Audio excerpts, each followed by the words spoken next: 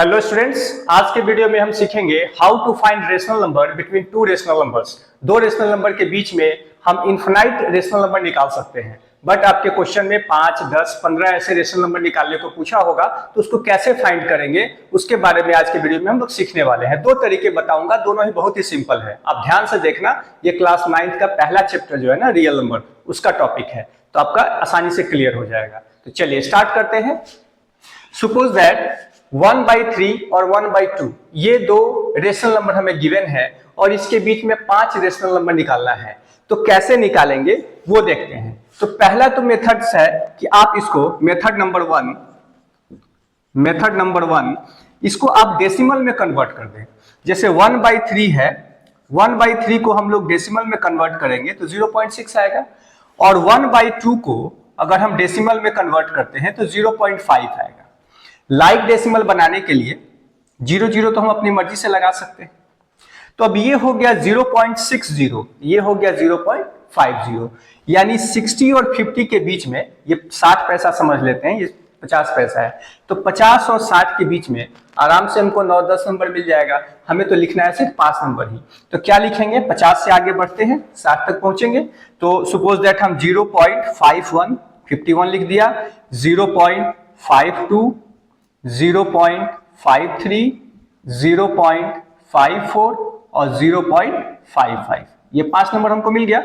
1 number, 2 number, 3 number, 4 number और 5 number. ठीक है, 6-7 लिखना होता तो और आगे बढ़ा देते। तो अब हम क्या करेंगे, इसको पॉइंट हटा दो, पॉइंट के बदले 1 आएगा, उसके बाद 2 नंबर है, 2 0 लगा देते हैं, यानी 51/100 पहला रेशनल नंबर हो गया। ये हो गया 52/100, ये हो गया 53/100, ये हो गया 54/100 और ये हो गया 55/100। तो 5 रेशनल नंबर निकल गया। ये कितना आसान था, ठीक है। और इसका आंसर आपके बुक के आंसर से मैच करे ये जरूरी नहीं है, इसलिए आप घबराना नहीं अगर आंसर मैच ना करे तो। ये 5 रेशनल नंबर निकल गया मेथड नंबर 1 से।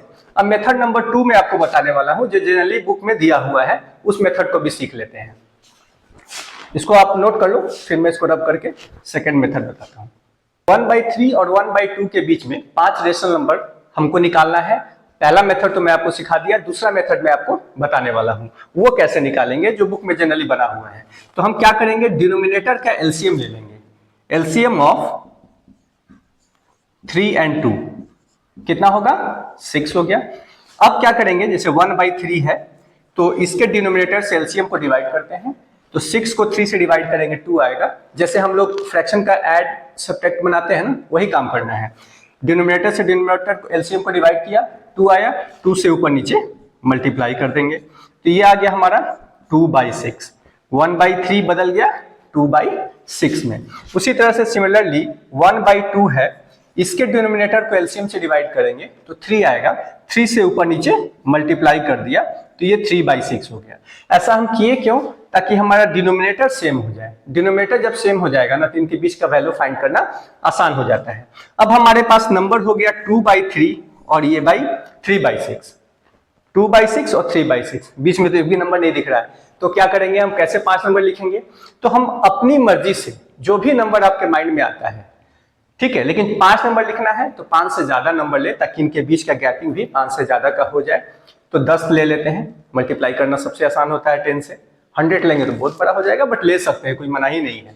तो हम सपोज दैट 10 से ऊपर भी और नीचे भी मल्टीप्लाई कर देते हैं 2/6 को, तो ये हो गया 20/60। इसको भी 10 से मल्टीप्लाई कर दिया ऊपर भी नीचे भी, अब ये हो गया 30/60। अब आप क्लियरली देख सकते हैं कि इसके बीच में आराम से हमें 9 नंबर मिल जाएगा।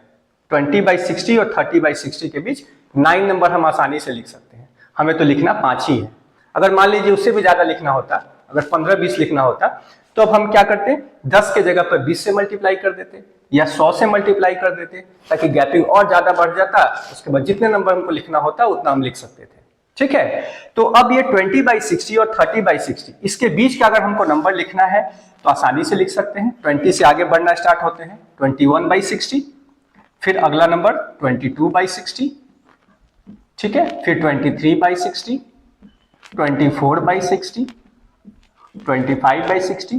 5 तो हमारा हो गया, बट लिखना हो और आगे तो और भी लिख सकते हैं, ठीक है।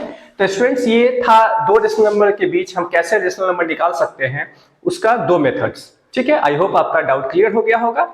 ठीक है, तो आप इसको नोट करें, प्रैक्टिस करें, फिर मैं अगला आप जो वीडियो बनाऊंगा उस वीडियो में बाकी जो टॉपिक्स हैं वो भी मैं उसमें डील करूंगा। ठीक है, धन्यवाद।